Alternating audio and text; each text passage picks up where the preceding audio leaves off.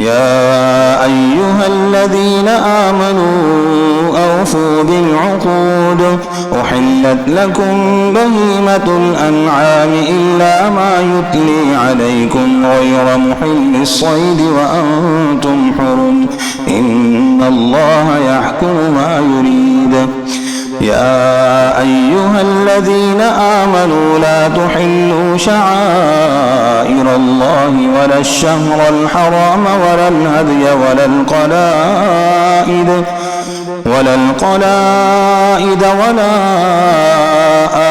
آمين البيت الحرام يبتغون فضلا من ربهم ورضوانا وإذا حللتم فاصطادوا ولا يجرمنكم شنآن قوم أن صدوكم عن المسجد الحرام أن تعتدوا وتعاونوا على البر والتقوى ولا تعاونوا على الإثم والعدوان واتقوا الله إن الله شديد العقاب. حرمت عليكم الميتة والدم ولحم الخنزير وما أهل لغير الله به والمنخنقة والموقوذة والمتردية والنطيحة وما أكل السبع إلا ما ذكيتم وما ذبح على النصب وأن تستقسموا بالأزلام ذلكم فسق. اليوم يئس الذين كفروا من دينكم فلا تخشوهم واخشون اليوم أكملت لكم دينكم وأتممت عليكم نعمتي ورضيت لكم الإسلام دينا. فمن اضطر في مخمصة غير متجانف لإثم فإن الله غفور رحيم. يسألونك ماذا أحل لهم أحل لكم الطيبات وما علمتم من الجوارح مكلبين تعلمونهن مما علمكم الله فكلوا مما أمسكن عليكم واذكروا اسم الله عليه واتقوا الله إن الله سريع الحساب. اليوم أحل لكم الطيبات وطعام الذين أوتوا الكتاب حل لكم وطعامكم حل لهم والمحصنات من المؤمنات والمحصنات من الذين أوتوا الكتاب من قبلكم إذا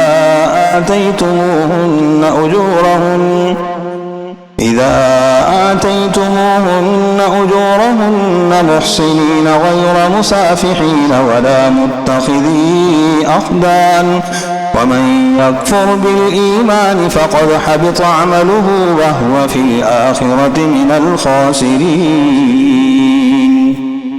يا أيها الذين آمنوا إذا قمتم إلى الصلاة فاغسلوا وجوهكم وأيديكم إلى المرافق وامسحوا برؤوسكم وأرجلكم إلى الكعبين وإن كنتم جنبا فاطهروا وإن كنتم مرضي أو على سفر أو جاء أحد منكم من الغائط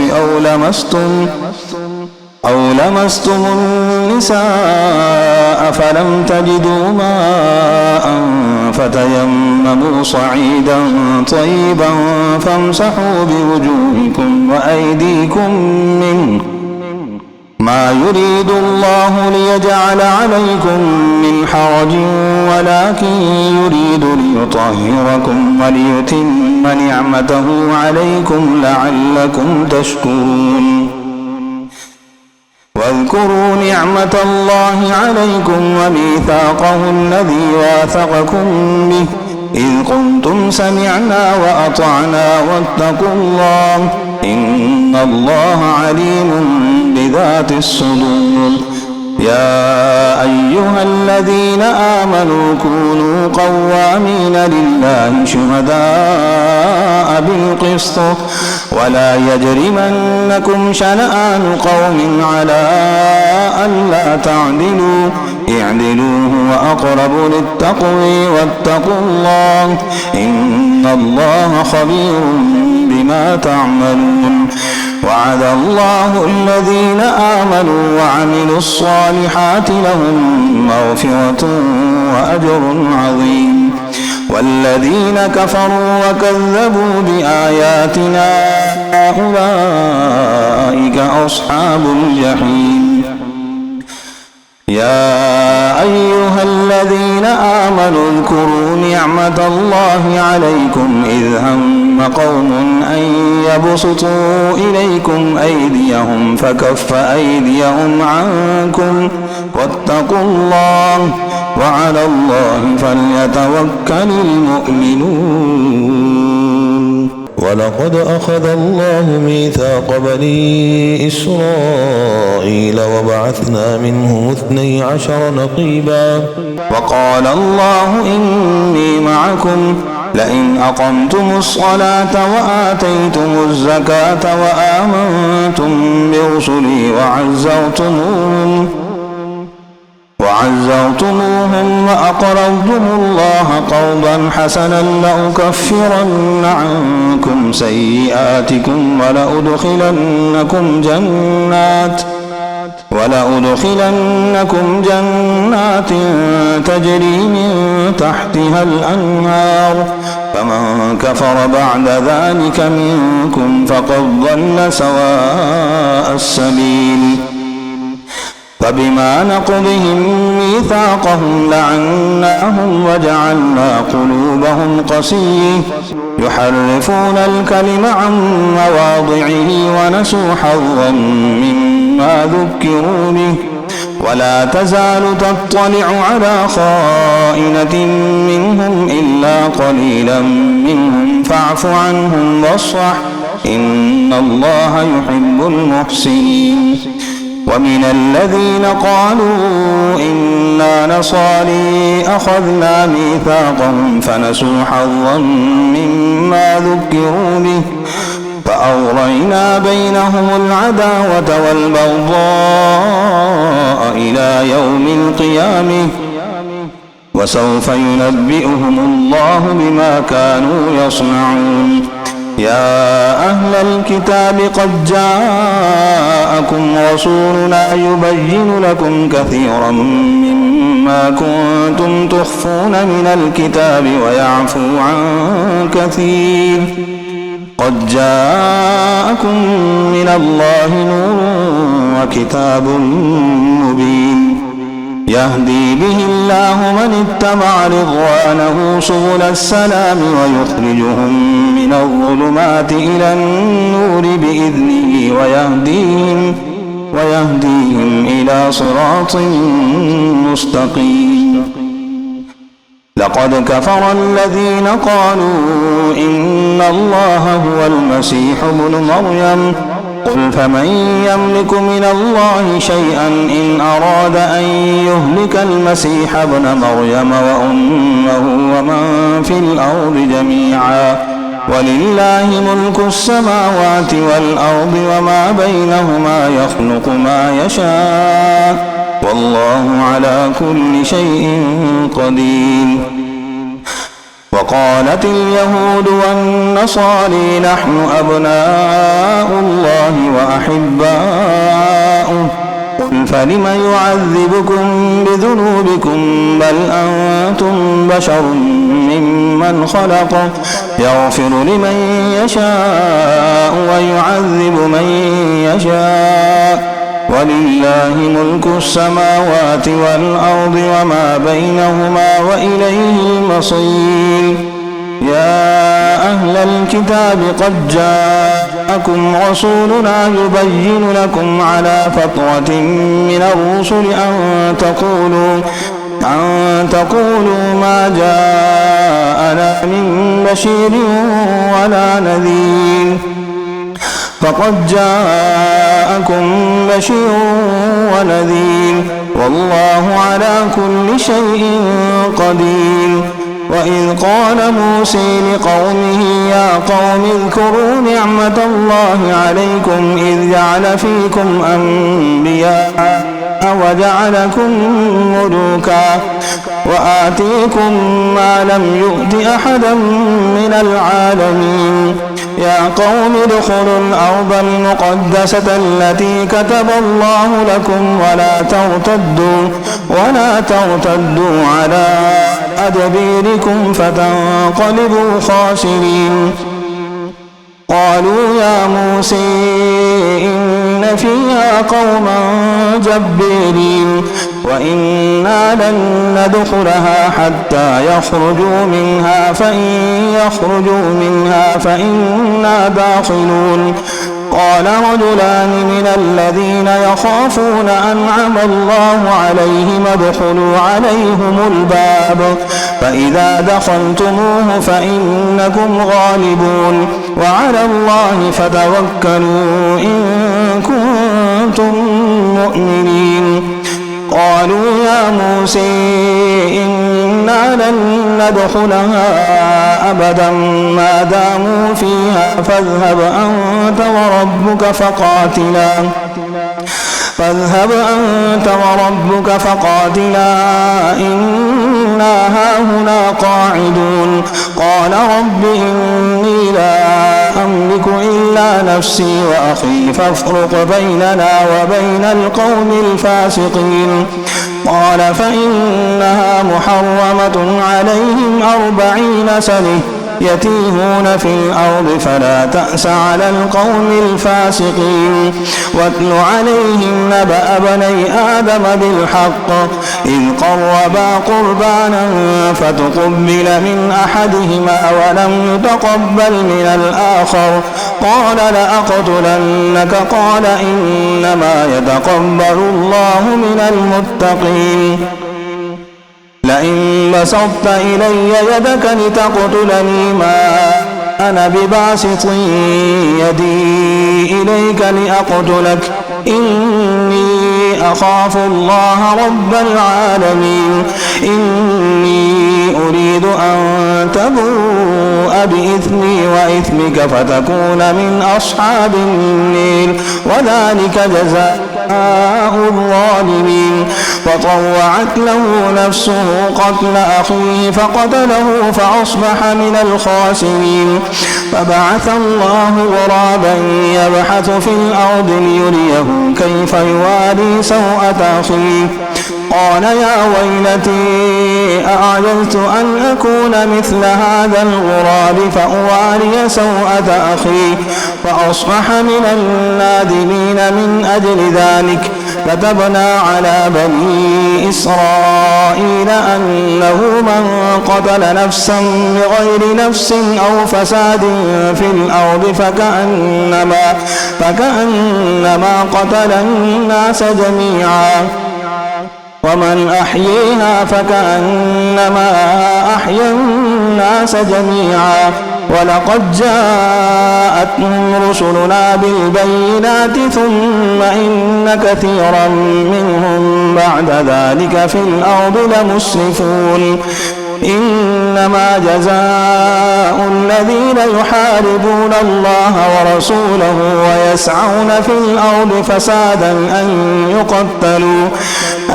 يقتلوا أو يصلبوا أو تقطع أيديهم وأرجلهم من خلاف أو ينفوا من الأرض ذلك لهم خزي في الدنيا ولهم في الآخرة عذاب عظيم. إلا الذين تابوا من قبل أن تقدروا عليهم فاعلموا أن الله غفور رحيم. يا أيها الذين آمنوا اتقوا الله وابتغوا إليه الوسيلة وجاهدوا في سبيله لعلكم تفلحون.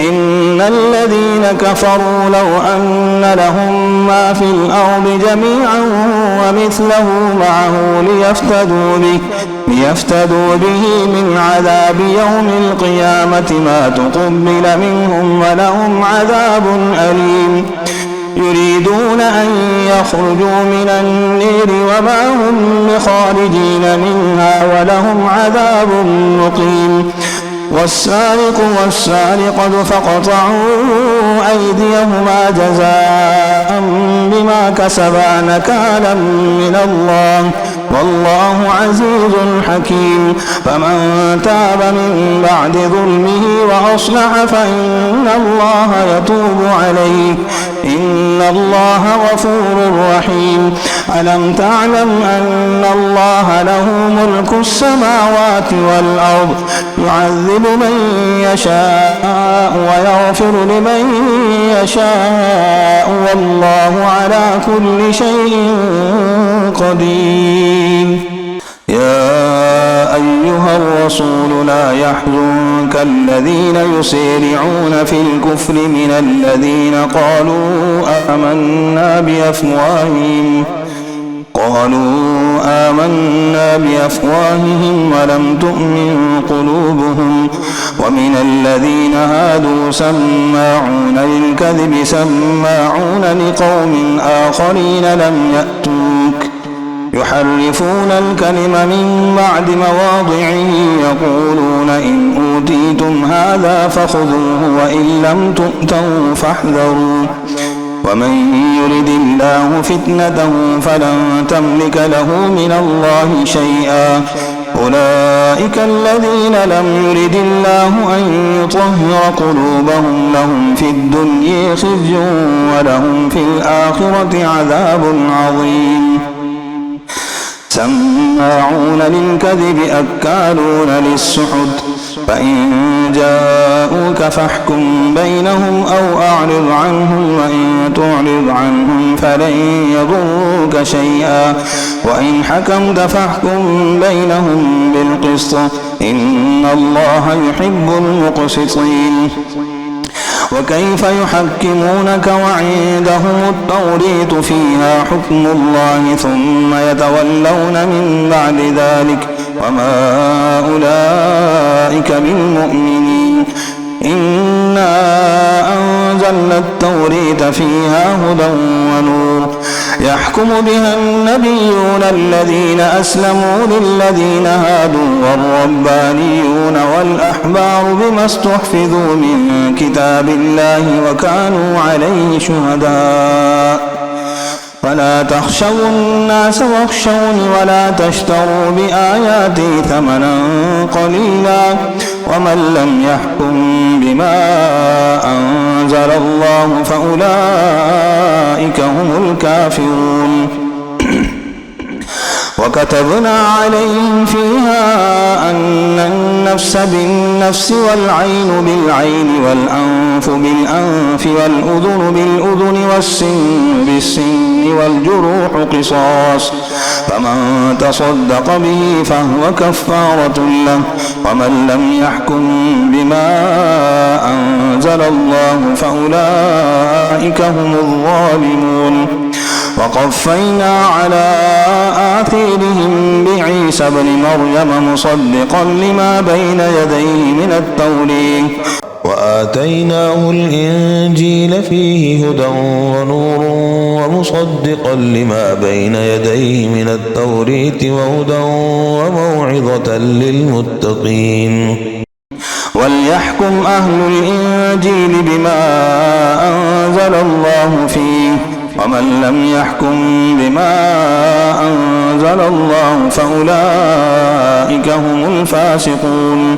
وأنزلنا إليك الكتاب بالحق مصدقا لما بين يديه من الكتاب ومهيمنا عليه فاحكم بينهم بما أنزل الله ولا تتبع أهواءهم عما جاءك من الحق لكل جعلنا منكم شرعة ومنهاجا ولو شاء الله لجعلكم أمة واحدة ولكن ليبلوكم فيما آتيكم فاستبقوا الخيرات إلى الله مرجعكم جميعا فينبئكم بما كنتم فيه تختلفون وأنحكم بينهم بما أنزل الله ولا تتبع أهواءهم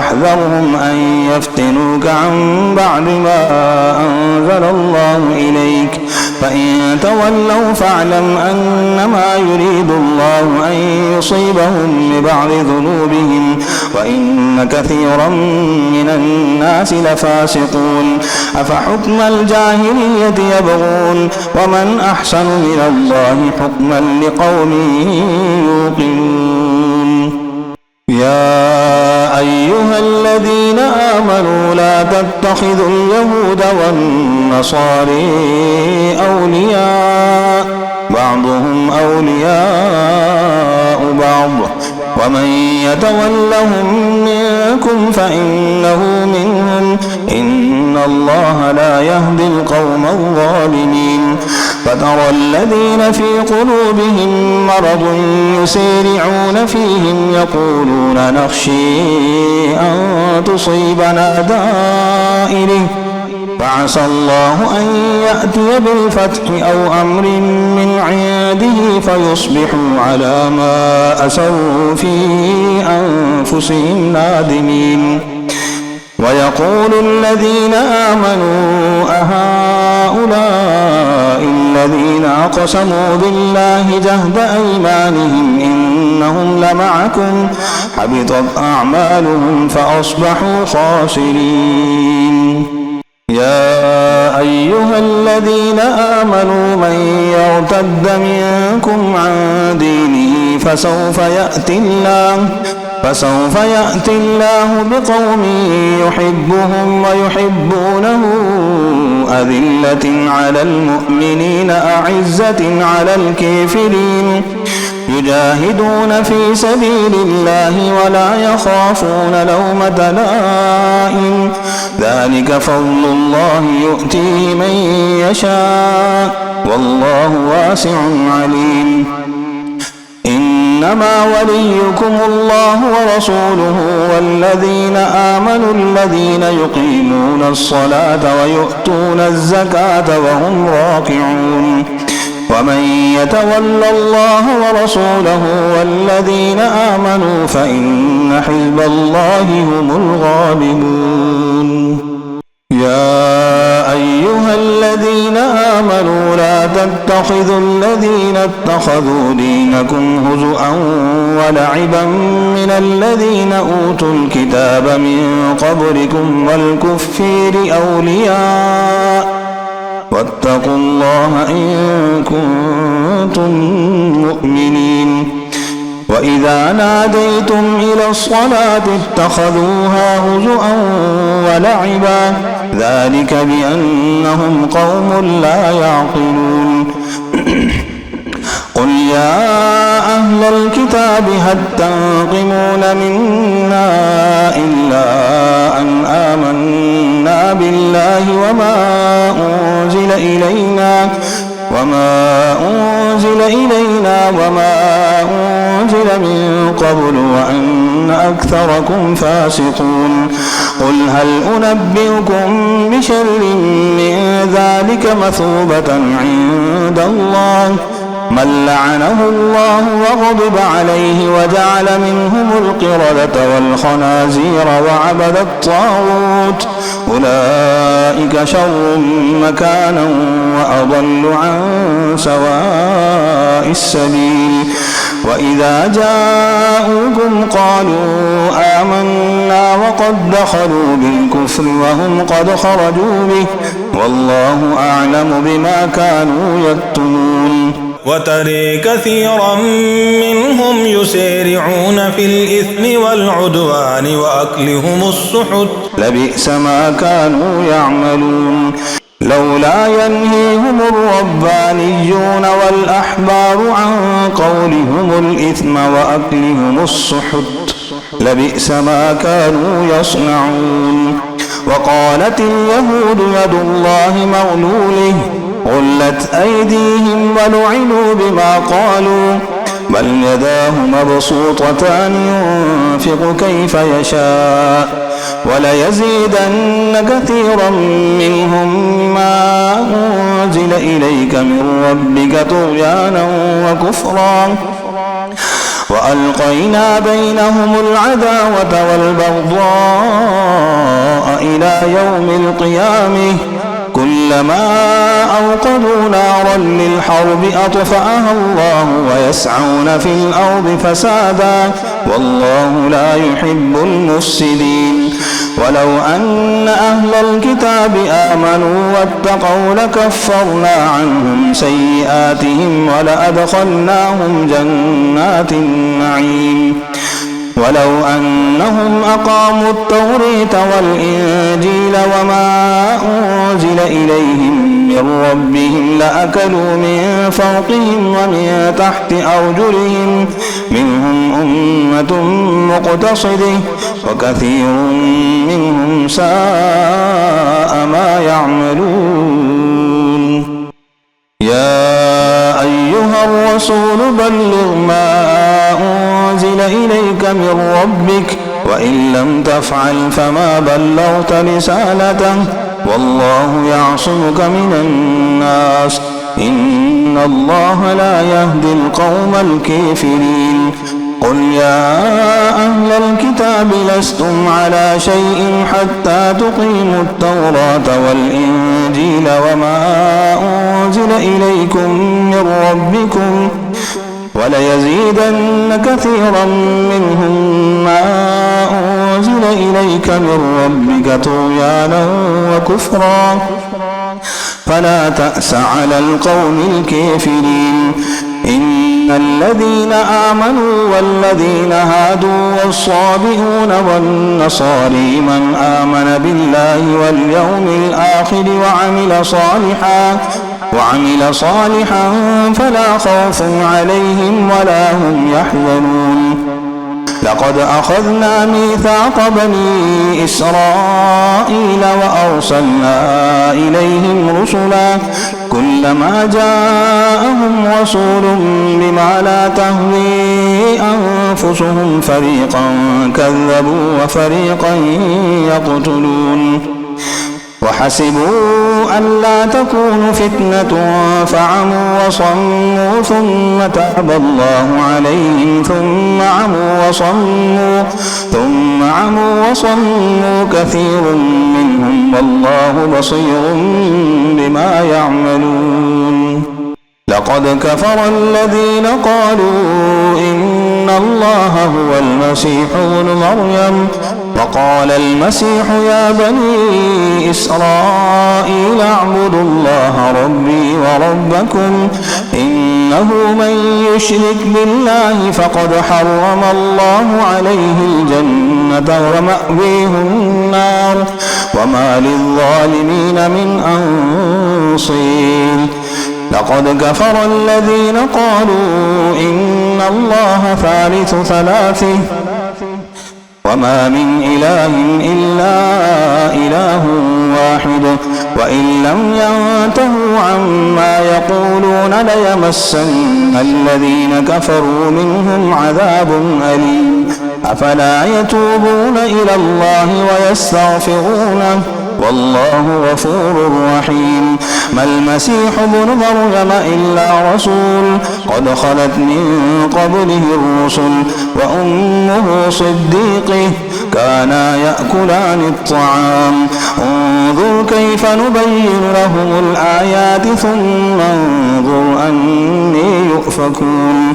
قل أتعبدون من دون الله ما لا يملك لكم ضرا ولا نفعا والله هو السميع العليم. قل يا أهل الكتاب لا تغلوا في دينكم غير الحق ولا تتبعوا أهواء قوم قد ضلوا من قبل وأضلوا كثيرا وضلوا عن سواء السبيل.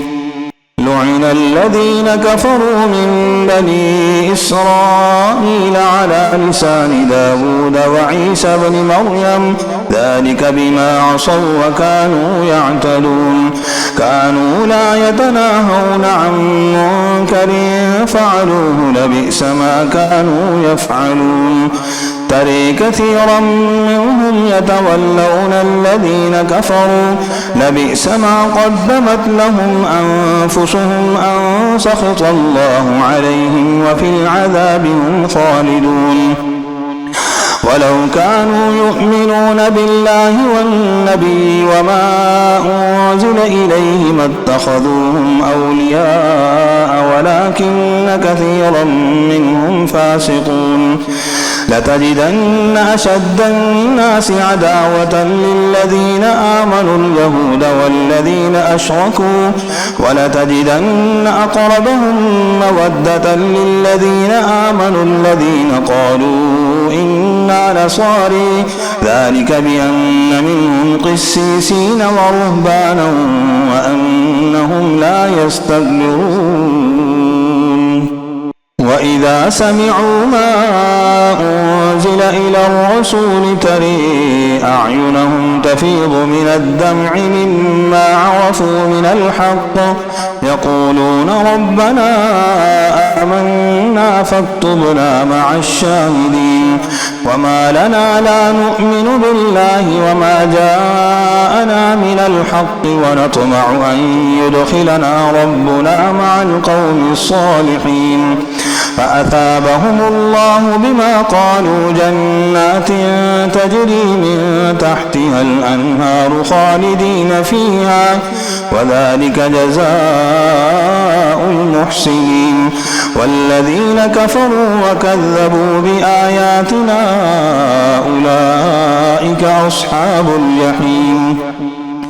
يا أيها الذين آمنوا لا تحرموا طيبات ما أحل الله لكم ولا تعتدوا إن الله لا يحب المعتدين.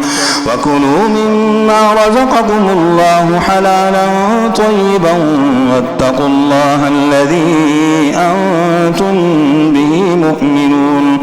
لا يؤاخذكم الله باللغو في أيمانكم ولكن يؤاخذكم بما عقدتم الأيمان فكفارته إطعام 10 مساكين من أوسط ما تطعمون أهليكم أو كسوتهم أو تحرير رقبه فمن لم يجد فصيام 3 أيام ذلك كفارة أيمانكم إذا حلفتم واحفظوا أيمانكم كذلك يبين الله لكم آياته لعلكم تشكرون.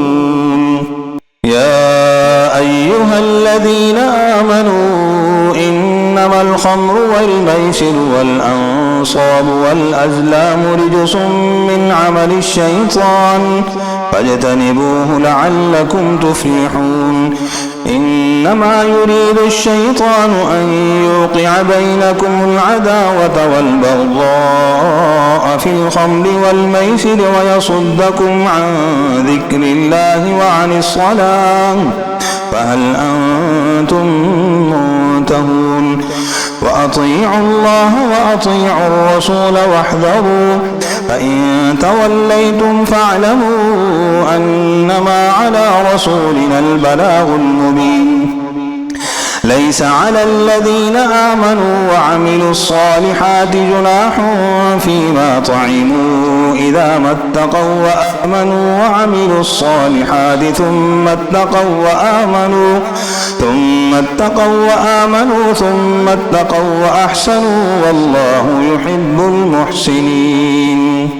يا أيها الذين آمنوا ليبلونكم الله بشيء من من الصيد تناله أيديكم ورماحكم ليعلم الله من يخافه بالغيب فمن اعتدي بعد ذلك فله عذاب أليم. يا أيها الذين آمنوا لا تقتلوا الصيد وأنتم حرم ومن قتله منكم متعمدا فجزاء مثل ما قتل من النعم يحكم به ذوى عدل منكم هديا بالغ الكعبة أو كفارة طعام مساكين أو عدل ذلك صياما ليذوق وبال أمره عفى الله عما سلف ومن عاد فينتقم الله منه والله عزيز ذو انتقام. أحل لكم صيد البحر وطعامه متاعا لكم وللسيارة وحرم عليكم صيد البر ما دمتم حرما واتقوا الله الذي إليه تحشرون. جعل الله الكعبة البيت الحرام قياما للناس والشهر الحرام والهدي والقلائد ذلك لتعلموا أن الله يعلم ما في السماوات وما في الأرض وأن الله بكل شيء عليم. اعلموا أن الله شديد العقاب وأن الله غفور رحيم. ما على الرسول إلا البلاغ والله يعلم ما تبدون وما تكتمون. قل لا يستوي الخبيث والطيب ولو أعجبك كثرة الخبيث فاتقوا الله يا أولي الألباب لعلكم تفلحون. يا أيها الذين آمنوا لا تسألوا عن أشياء إن تبد لكم تسؤكم وإن تسألوا عنها حين ينزل القرآن تبد لكم عفى الله عنها والله غفور حليم. قد سألها قوم من قبلكم ثم أصبحوا بها كافرين. ما جعل الله من بحيرة ولا سائبة ولا وصيلة ولا حام ولكن الذين كفروا يفترون على الله الكذب وأكثرهم لا يعقلون. وإذا قيل لهم تعالوا إلى ما أنزل الله وإلى الرسول قالوا حسبنا ما وجدنا عليه آباءنا أولو كان آباؤهم لا يعلمون شيئا ولا يهتدون. يا أيها الذين آمنوا عليكم أنفسكم لا يضركم من ضل إذا اهتديتم إلى الله مرجعكم جميعا فينبئكم بما كنتم تعملون. يا أيها الذين آمنوا شهادة بينكم إذا حضر أحدكم الموت حين الوصية اثنان ذوى عدل منكم أو آخران من غيركم إن أنتم ضربتم في الأرض فأصابتكم مصيبة الموت تحبسونهما من بعد الصلاة فيقسمان بالله إن ارتبتم لا نشتري به ثمنا ولو كان ذا قرب ولا نكتم شهادة الله إنا إذا لمن الآثمين. فإن عثر على أنهما استحقا إثما فآخران يقومان مقامهما من الذين استحق عليهم الأوليان فيقسمان بالله لشهادتنا أحق من شهادتهما وما اعتدينا إنا إذا لمن الظالمين. ذلك أدني أن يأتوا بالشهادة على وجهها أو يخافوا أن ترد أيمان بعد أيمانهم واتقوا الله واسمعوا والله لا يهدي القوم الفاسقين.